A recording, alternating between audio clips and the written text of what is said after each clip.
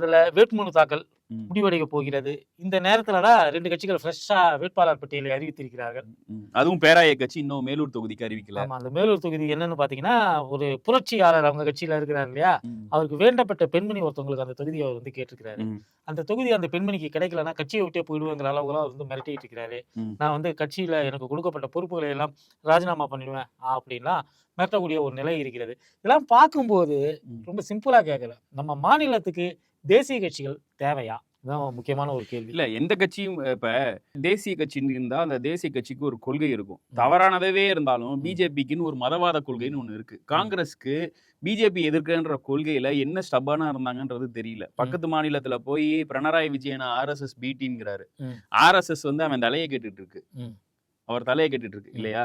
அப்படி இருக்கும்போது நீ வந்து எல்லாத்தையும் பி டீம். ஆனா ஒரு பாராளுமன்ற தேர்தல் வரும்போது என்னை நீ ஆதரிக்கலன்னா நீ வந்து நான் பிரதமர் ஆகணும், என்னை நீ ஆதரிக்கலன்னா நீ ஒரு RSSங்கிற என்ன லாஜிக்ன்றதே இது புரியல. குறிப்பா சொல்லணும்னா மாணிக்கம் தாக்கூர், இந்த பிரவீன் சக்கரவர்த்தி, ஜோதிமணி நேற்று போட்ட போஸ்ட படிச்சிருப்பீங்க. கொங்கு எங்கள் கொடுத்தது 28 சீட்டு, அதுல வந்து கொங்கு வேளாளர் அதாவது கவுண்டர் சமூகத்துல 2 பிரிவுக்கு மட்டும்தான் வந்து கொடுத்திருக்கீங்க. கவுண்டர் சமூகத்துல மிச்சம் யாருக்குமே கொடுக்கல அப்படின்றது வந்து மெட்ராஸ்ல உட்காந்து நம்மளுக்கு இது எதுவுமே புரிய மாட்டேங்குது. கவுண்டர்னா அது ஒரு கம்யூனிட்டி, அவ்வளவுதான். அதுக்குள்ள ஏதோ சமூகம் இருக்கு, ஏதோ கூட்டம் இருக்கு, அந்த கூட்டத்துக்கு கொடுக்கல, இந்த கூட்டத்துக்குள்ள அவங்க 50-55 கூட்டம் வச்சிருக்காங்க. எல்லா கூட்டத்தை கொடுக்க முடியுமா? நீ வாங்கி இருக்கிற 28 சீட்டு, அந்த 28 சீட்டுல பொங்கல் எப்பயுமே இந்த மாதிரியான நொட்டோரியஸ் தனங்களை செய்வது வந்து சட்டமன்ற தேர்தல்ல தான். உனக்கு வந்து வேணும்னா நீ போய் ஃபைட் பண்றது உள்ள இருக்கணும். நீ சண்டை போடுறது வெளியில வரத ஒரு நீ காங்கிரஸ் வந்து இப்படிதான் இருக்குன்னு எல்லாத்துக்குமே தெரியும் இல்லையா? நீ அதை வந்து ஒரு அலையன்ஸே வந்து ஒரு ஜிட்ரான மாதிரி ஒரு பிம்பத்தை மீடியா உருவாக்குது. ஏற்கனவே முதலமைச்சரும் துணை முதலமைச்சரும் பிரச்சாரத்துக்கு போயிட்டு பிரச்சார உச்சத்துல இருக்கு. அவர்கள் போகும் இடங்கள் எல்லாம் வேட்பாளர் பேரை சொல்ல முடியாம ராகுல் காந்தியோட காங்கிரஸோடைய கை சின்னத்துக்கு ஓட்டு போடுங்க அப்படின்னு ராகுல் காந்தி யாரை அறிவிக்கிறாரோ அவருக்கு வாக்களிங்கள் கை சின்னத்தில்ங்கிறாரு. ஊருக்கு முன்னாடி 60 நாளுக்கு முன்னாடி வந்து எங்களை கூப்பிடல பேச்சுவார்த்தைக்குன்னு ஒப்பாரி வைக்க தெரிஞ்சது இல்ல கிரி ஜவடேகருக்கு. வேட்பாளர் என்னமோ கர்மம். எதுக்கு முதல்ல இந்த வடநாட்டவனுக்கு எதுக்கு வந்து இங்க வந்து அந்த பேர்களை இங்க சொன்னாலே ஓட்டு விடாது. என்ன பெரிய பிஆர் சோப்ராவா? ராமாயணத்தை டிவில போட்டு நீங்க ஃபேமஸா இருக்கு. செல்வ பெருந்தகைன்னு ஒரு தலைவர் போட்டிருக்கீங்க. செல்வ பெருந்தகைக்கு எதுக்கு இன்னொரு மேற்பார்வையாளர்? பிரச்சனை தேசிய கட்சிகளுடைய பிரச்சனை. நம்ம தேசிய கட்சிகளே நம்ம மாநிலத்துக்கு வேணாம்னு சொல்றது எதுக்குன்னா, தேசிய கட்சிகளோட பிரச்சனை 10 முன்னாள் மாநில தலைவர்கள் இருப்பாங்க. உதாரணத்துக்கு காங்கிரஸ் விடுங்க, பிஜேபி எடுத்துங்க. பிஜேபியில ஒரு உதாரணத்தை சொல்றேன் பாருங்க. இங்க வந்து SG சூர்யா அப்படின்னு சொல்லிட்டு ஒரு இளைஞர், அவரு வந்து அவர் தாத்தா காலத்துல இருந்து RSSல இருக்கிறாப்ல. அவரு ஏதோ ஒரு தேர்தலில் நமக்கு ஏதாவது ஒரு வாய்ப்பு கிடைக்கும்னு சொல்லிட்டு கடந்த 2020 இருந்து தென்சென்னையை குறி வச்சு அவர் ஒரு 4-5 வருஷம் ஒர்க் பண்ணிட்டு இருந்தார். தீவிரமா ஒர்க் பண்ணிட்டு இருந்தார். அது சென்னையில இருந்தவங்க எல்லாருக்குமே தெரியும். ஒர்க் பண்ணிட்டு இருந்தாருன்னா என்ன பண்ணுவாப்ல, ஏதாவது ஒரு கோயிலுக்கு போவாப்ல, அங்க கோமியம் வாங்கி குடிப்பாப்ல. ஒரு பசுமாடு ரோட்ல போயிட்டு இருக்கோம், அதை நிறுத்தி கோமியத்தை ஏதோ ஒண்ணு ஒர்க் பண்ணிட்டு இருந்தாப்ல. திடீர்னு பார்த்தா ஒரு அம்மா கவர்னர் பதவி, அந்த அம்மாவுக்கு இங்க வந்து அந்த மாதிரி எலெக்ஷன்ல நின்று ஜெயிச்சதே கிடையாது. அதனாலதான் கவர்னர் பதவி கொடுத்தாருங்க. ஏன்னா கவர்னர் பதவி தேர்தல் கிடையாது, எவனும் ஓட்டு போட வேண்டிய அவசியம் கிடையாது, உனக்கு இதுதான் லாக்கின்னு சொல்லிட்டு கவர்னர் பதவியை கொடுத்தாருங்க. அந்த அம்மா கவர்னர் பதவியை ராஜினாமா பண்ணிட்டு வந்து கரெக்டா கூட்டணியில தொகுதி வாங்கணுமே அந்த தொகுதியை புடுங்கிச்சு. SG சூர்யா பேனு நின்னு கிடந்தான். சரி, நமக்கு MP எலெக்ஷன்ல தான் வாய்ப்பு கொடுக்கல, MLA எலெக்ஷன்ல கொடுப்பாங்கன்னு சொல்லிட்டு அவன் என்ன பண்ணாப்ல, வேளச்சேரி மயிலாப்பூர் 2 தொகுதியை குறி வச்சு ஒர்க் பண்ணிட்டு இருந்தாப்ல. வேளச்சேரி தொகுதியிலேயே சுத்தி வந்து ட்விட்டி எப்ப பார்த்தாலும் வேளச்சேரி சட்டமன்ற தொகுதி வாழ் மக்களே இங்க என்ன நடந்திருக்கு தெரியுமா, போஸ்டர்ஸ் எல்லாம் ஜிபி முத்து பாணியில ஒரு பாட்டு ஒர்க் பண்ணிட்டு இருந்தாப்ல. மயிலாப்பூர்ல கொடுப்பாங்களா கொடுக்க மாட்டாங்கன்னு சொல்லிட்டு அந்த தொகுதியை சார்ந்த ஒரு பெண் ஒருத்தரை கல்யாணமே பண்ணிட்டாப்ல. அவருடைய பிரம்மச்சரிய விரதத்தை எல்லாம் முடிச்சுக்கிட்டு. இவ்வளவுலாம் நடந்ததுக்கு பிறகு மயிலாப்பூர் அந்த கட்சிக்கு, தேசிய கட்சிக்கு அதிமுக கூட்டணியில ஒதுக்கப்பட்டிருக்கு. மறுபடியும் அந்த கவர்னர் பதவியில இருந்த அந்த அம்மாவே வந்து அந்த தொகுதியையும் புடிங்கி வச்சுக்கிட்டாங்க. இல்ல, இப்ப அந்த இடத்துல ஒரு கவுன்சிலர் எலெக்ஷன் அந்த அம்மா நிக்கும். ஏங்க இடைத்தேர்தல் ஏதாவது யாராவது செத்து போய் இடைத்தேர்தல் வந்தாலும் அந்த அம்மா தாங்க போய் நிக்குது. அப்புறம் என்னதாங்க பண்ண முடியும்? இல்ல, தேசிய கட்சிகள்ங்கிறது இங்க வந்து திமுக கூட்டணியில காங்கிரஸ் வச்சுட்டு மல்லு கட்டிட்டு இருக்கிற மாதிரி அங்க அதிமுக பாஜகவை வைத்து மல்லு கட்டி கொண்டு இருக்கிறது. ஆமா, இது ஒரு நமக்கு ஏதோ ஒரு இந்தி படம் பாக்குற மாதிரி, சப்டைட்டில் இல்லாம இந்தி படம் பாக்குற மாதிரி இருக்கு இவங்க பேசுறதெல்லாம். இல்ல, நம்ம நேத்து துரந்தர் 2 பார்த்தோம். அதுல ஒருத்தன் வந்த ஹம்சான்ற பேரை தவிர வேற எதுவுமே இல்ல. அந்த ஹம்சான்ற பேரும் ஏன் ஞாபகம் இருக்குன்னா, எடப்பாடி வந்து அடிக்கடி அப்படின்னு அவரு செல்லமா கூப்பிடுறதுனால நமக்கு ஞாபகம் இருக்கு. மத்தபடி தேசிய கட்சிகள் வந்து இங்க வந்து ஒரு நாளும் தேசியவாதம்ன்றது எடுபடாது. அதுதான் ப்ரூவன். எந்த மாநிலத்திலயும் தேசியவாதம்ன்றது எடுபடாது. தேசிய தமிழ் நாளிதழும் போட்டு ஒருத்தன் வைக்கலாம். அவனை யாராவது மதிக்கிறாங்களா? அவன் பேப்பர் வாங்கி படிக்கிறாங்களா? இங்க வந்து நீ நீ என்ன சொல்ற? இங்க வந்து நான் வந்தா இந்த வளர்ச்சி தருவேன்ற. இங்க அது எடுபடும். இப்ப நான் இந்த தமிழ்நாட்டுக்கு நான் இது வந்தேன்னா இந்த மெட்ரோ எல்லாம் கொண்டு வருவேன்னு சொல்லு. நான் ட்ரெயின் விடுவேன்னு சொல்லு. நீ இந்த மாநிலத்தை பத்தி பேசு, அது எடுபடும். அதை தாண்டி விட்டு நீ வந்து அந்த ஊர்ல பேசக்கூடிய கோஷங்களை இங்க எடுத்துட்டு வந்து போடுறதும், அங்க இருக்கக்கூடிய பிரச்சனைகள், அந்த கட்டமைப்பு முறையில இங்க கட்சியை மாத்தி விட்டு அந்த டைப்ல நீங்க ஒர்க் பண்றதும் சரிப்பட்டு வராது.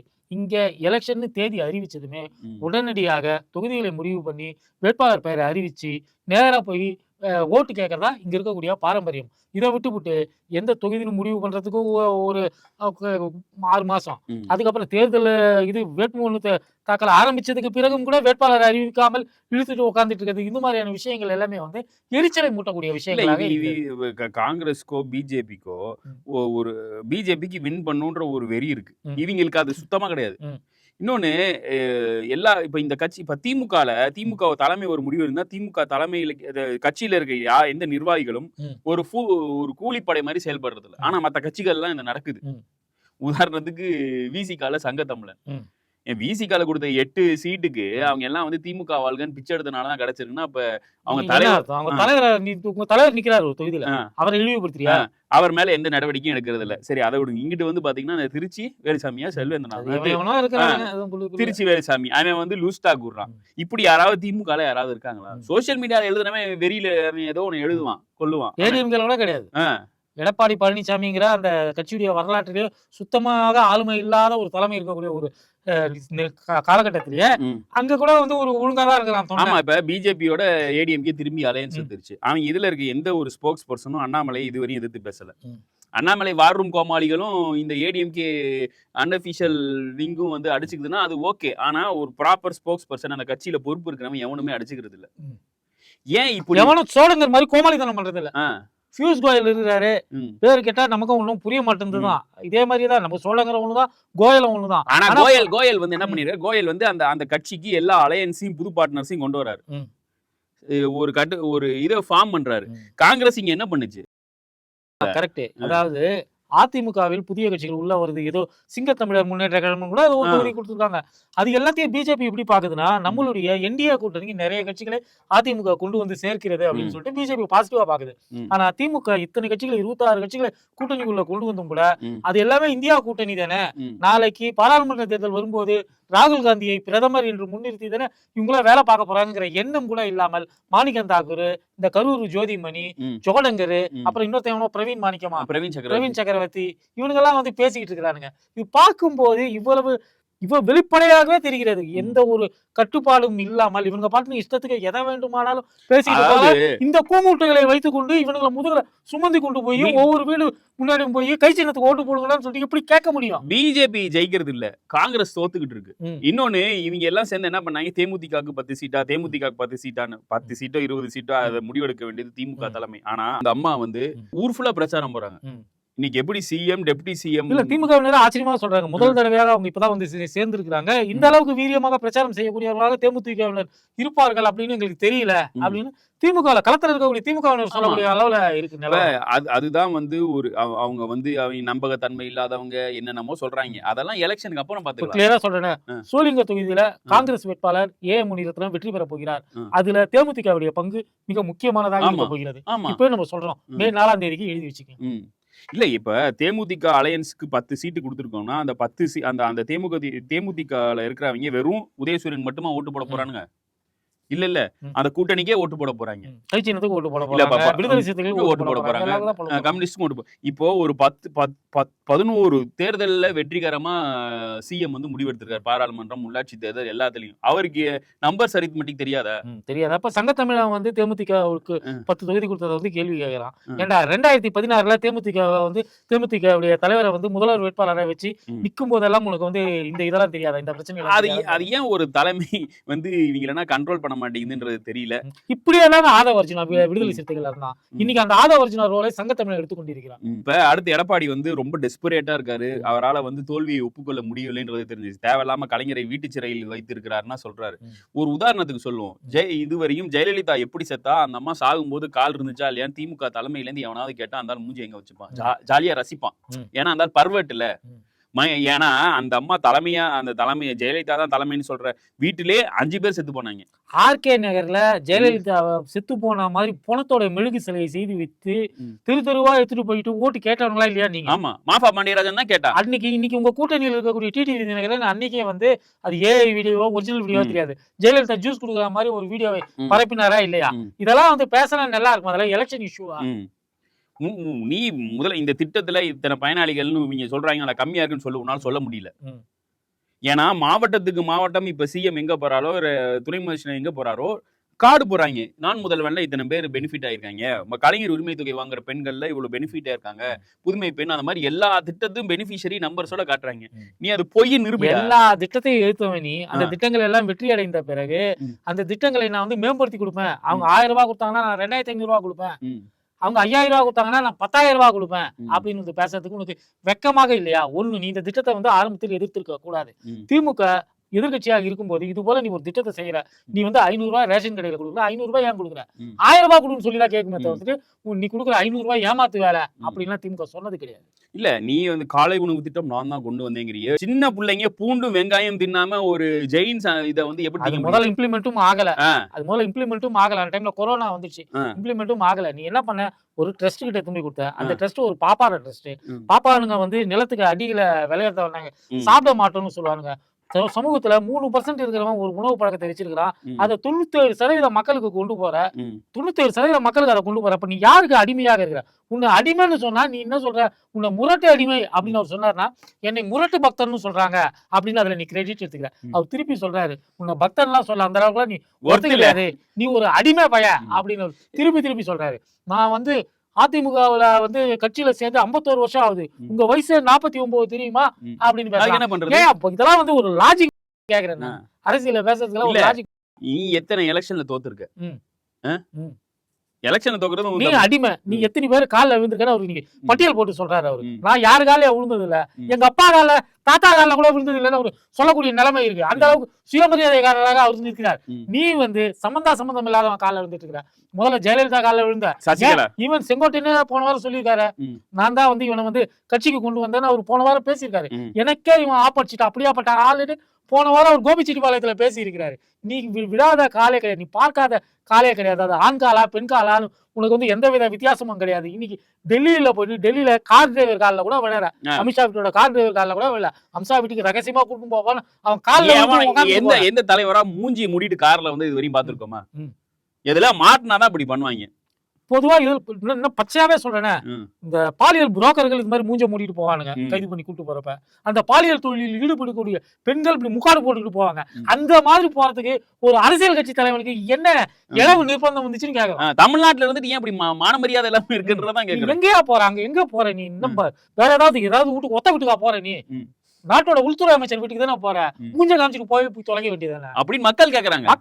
நம்மள பார்த்து கேக்குறாங்க. நம்ம தமிழ்நாட்டு மதராசி மதராசி கியா அப்படின்னு சொல்லிட்டு டெல்லிக்காரங்க வந்து நம்மள ஆபாசமா கேக்குறான். என்னையா ஏதாவது மேட்ரா, அம்சா வீட்டுக்கு ஒருத்தர் மூஞ்ச மூடின்னு போயிருக்காப்லையா அப்படின்னு நம்மள வந்து கேவலமா கேக்குறாங்க. இல்லைங்க, எங்க ஊர்ல வந்து அந்த ஆளு வேற கட்சி, அந்த ஆளு அப்படிதான், அந்த ஆளு யாரு காலில் ஊழல்னா அவங்க காலையே வாரி விடுவான். நம்ம தமிழ்ல எக்ஸ்பிளைன் பண்றதுக்குள்ள தாவு தீர்ந்து போயிடும். இன்னைக்கு வந்து புதுச்சேரிக்கு வந்து சனி பணம் போயிருக்கு, தனியா போகாது.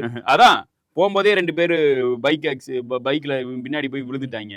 இன்னொன்னு இவன் இங்கிட்டு போறான், இந்த சைடு ஒன் வேல ஆப்போசிட்ல ஓட்டுறானுங்க. இவன் எதுக்கு இப்படி பண்றானே புரியலையே. இல்லைங்க, அனுமதி கொடுக்கலன்னு சொல்லி கிடக்கலாம்.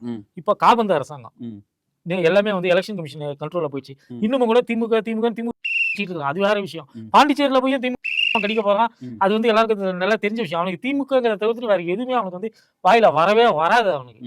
அதுவும் இல்லாம 4 இடத்துல அவனுக்கு அனுமதி கொடுத்துருக்காங்க. 4 இடத்துக்கு போய் பேச வேண்டியதானே. இல்ல 4வது இடத்துக்கு போக முடியாது, டைம் அதிகமாயிடும், நான் பனையூர்ல இருந்து வரதுக்குள்ளே லேட் ஆயிடும், வெயில் அதிகமா இருக்குது, அதனால 3 இடத்துல மட்டும் தான் பேச போறான்னு சொல்றான். அப்புறம் என்ன 4 இடத்துல அனுமதிக்கு வாங்கி வச்சிருக்க? என்னவோ உனக்கு முதல்ல என்னவோ எட்டிக்கெட்டா எல்லா இடத்துலயும் போய் நின்னு இல்ல பேசி இன்னும் இது அவன் பண்ணிட்டு வர அவன் மாதிரி வந்து 8ஓ 12ஓ கேட்டிருக்கான். அவங்க அதுல இருந்து 4 கொடுத்துருக்காங்க. அந்த 4 கூட அவனால போக முடியல. ஆ. அப்புறம் எதுக்கு 8 10ன்னு கேக்குறது ஆ. நீ?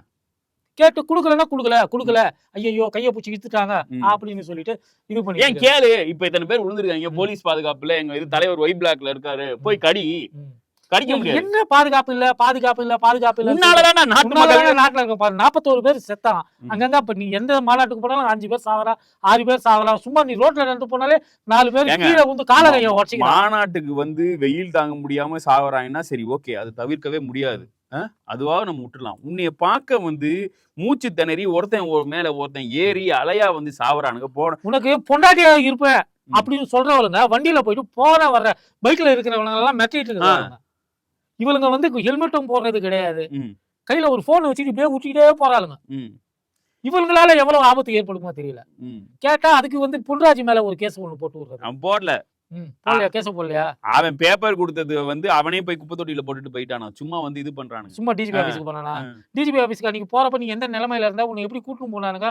இந்த வீடியோ எல்லாமே வந்து பார்த்தோம். இன்னொன்னு பண்ணிருக்கான் லக்கி. அவன் திருச்சியில ஒரு வயசும் பெரம்பூர்ல ஒரு வயசும் கொடுத்திருக்கான். எப்படிடா பெரம்பூர்ல போயிட்டு அதுக்கப்புறம் திருச்சிட்டு போனான்? பார்த்தா அழகிய தமிழ் மாநில வர்ற மாதிரி 2 விஜயா ஒரு வயசை கம்மி பண்ணி பெரம்பூர்ல போட்டிடுறது வேற ஒரு ஜோசப் விஜய், திருச்சி கிழக்குல போட்டிடுறது வேற ஒரு ஜோசப் விஜயா. லியோ பார்த்திபன் வேற சேப்பாக்கம் திருவல்லிக்கேணி என்ற 2 தொகுதிகளில் துணை முதல்வர் மட்டும் போட்டியிடலாமான்னு வேற வந்து லாஜிக்கா கேக்குறானுங்க. இந்த அவன் இந்த நெட்டக்காலன் இருக்கானே, ஏன் வில்லிவாக்கத்துல வந்து டெப்டி சிஎம் போட்டி போட வேண்டியதானே? ஏன் பெரம்பூர்ல வந்து சிஎம் போட்டி போட வேண்டியதானே? டேய் அண்ணா நகர்ல போட்டியிடுவார்னு சொல்லப்பட்ட மோகன் கார்த்திக் கடைசி நிமிடத்துல உன்னை வந்து செருப்பால் அடிக்கணுங்கிறதுக்காக வில்லிவாக்கத்துல வந்து போட்டி சொல்லு. இதுக்கே உனக்கு வந்து கதிகலைக்கு போய் நீ உன்னோட எதிர் கேண்டிடேட் பேரை சொல்லு. சொல்லு. நீ வந்து மோகன் கார்த்திக் அப்படிங்கிற அவருடைய பேரை சொல்லிட்டு பார்க்கலாம்.